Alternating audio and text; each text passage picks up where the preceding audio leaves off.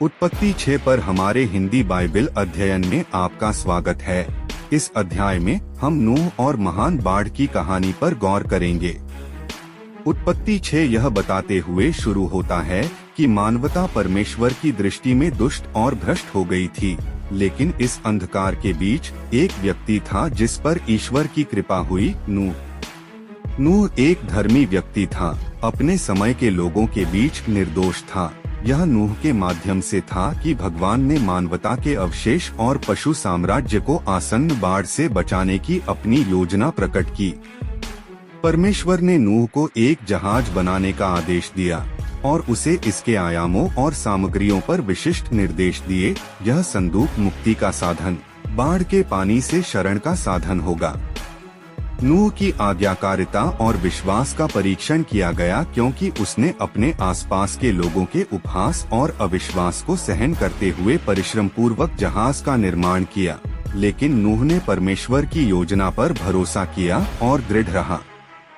नूह का परिवार, जिसमें उसकी पत्नी, उसके 3 बेटे और उनकी पत्नियां शामिल थीं, जहाज पर उसके साथ थे। उन्होंने परमेश्वर की आज्ञा के अनुसार हर प्रकार के पशु और पक्षियों के जोड़े इकट्ठे किए। जैसे ही बारिश हुई, बाढ़ का पानी बढ़ गया और पूरी पृथ्वी पर छा गया। जहाज के बाहर सब कुछ नष्ट हो गया, लेकिन अंदर नूह और उसका परिवार भगवान की कृपा से सुरक्षित थे।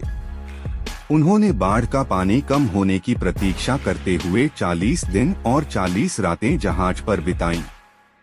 अंत में परमेश्वर ने नूह को याद किया और पानी को कम कर दिया। नूह और उसके परिवार ने सूखी भूमि पर कदम रखा, भगवान की वफादारी और उनके द्वारा प्रदान की गई नई शुरुआत के लिए आभारी थे।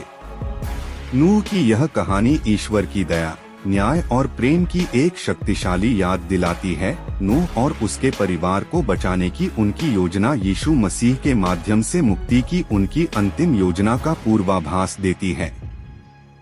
आइए हम ईश्वर की योजना और उस पर विश्वास पर विचार करें, जैसे नूह ने किया था। यह कहानी हमें उनका मार्गदर्शन पाने और एक ऐसी दुनिया में धर्मी जीवन जीने के लिए प्रेरित करे जो अक्सर दुष्टता से भरी होती है।